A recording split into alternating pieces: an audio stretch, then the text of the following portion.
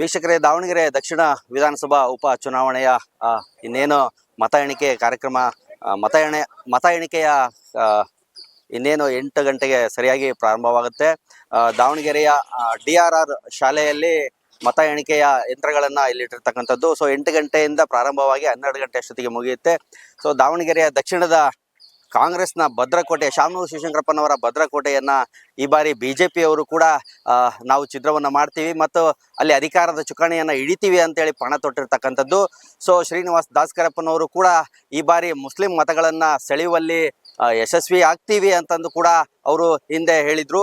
So Shamanur ಶಿವಶಂಕರಪ್ಪನವರು ಈ ಸತತ 4 ಬಾರಿ ಕೂಡ MLA ಆಗಿ ದಕ್ಷಿಣ ಭಾಗದಲ್ಲಿ ಅಧಿಕಾರವನ್ನ ಹಿಡಿದಿದ್ರು.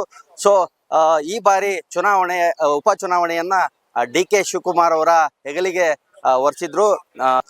ಎಲ್ಲ ಅಧಿಕಾರಿಗಳು ಕೂಡ ಈ DRR ಶಾಲೆಯ ಒಳಗಡೆಗೆ ಬರ್ತಾ ಇರ್ತಕ್ಕಂಥದ್ದು. ಮತ್ತೆ ಇಲ್ಲಿ ಏನೇನು ಪೊಲೀಸ್ ಬಿಗಿ ಬಂದೋಬಸ್ತ್ ಕೂಡ ಮಾಡಿರ್ತಕ್ಕಂಥದ್ದು. ಮತ್ತೆ 100 ಮೀಟರ್ ವ್ಯಾಪ್ತಿಯಲ್ಲಿ ಏನು ವಾಹನಗಳ ನಿರ್ಬಂಧವನ್ನ ಏರಿರ್ತಕ್ಕಂಥದ್ದು. ಮತ್ತೆ ಸೊ ಈ ಬಾರಿ ಮುಸ್ಲಿಂ ಮತಗಳು ಕೂಡ ಬಿಜೆಪಿಗೆ ಹೊರವಾಗುತ್ತಾ ಅಂತಂದು ಕಾದು ನೋಡ್ಬೇಕಾಗುತ್ತೆ.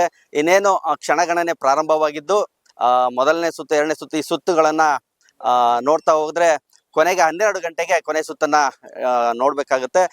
ಗೆಲ್ಲುವ ನಿರೀಕ್ಷೆ ಮತ್ತು ದಾವಣಗೆರೆ ದಕ್ಷಿಣ ವಿಧಾನಸಭಾ ಉಪಚುನಾವಣೆ ಏನಿದೆ ಈ ಬಾರಿ ಏನಾಗುತ್ತೆ, ಪ್ರತಿ ಕ್ಷಣದ ಮತ್ತು ಅಪ್ಡೇಟ್ಸ್ಗಳಿಗಾಗಿ ನೋಡ್ತಾ ಇರಿ ಟೈಮ್ಸ್ ಆಫ್ ದಾವಣಗೆರೆ.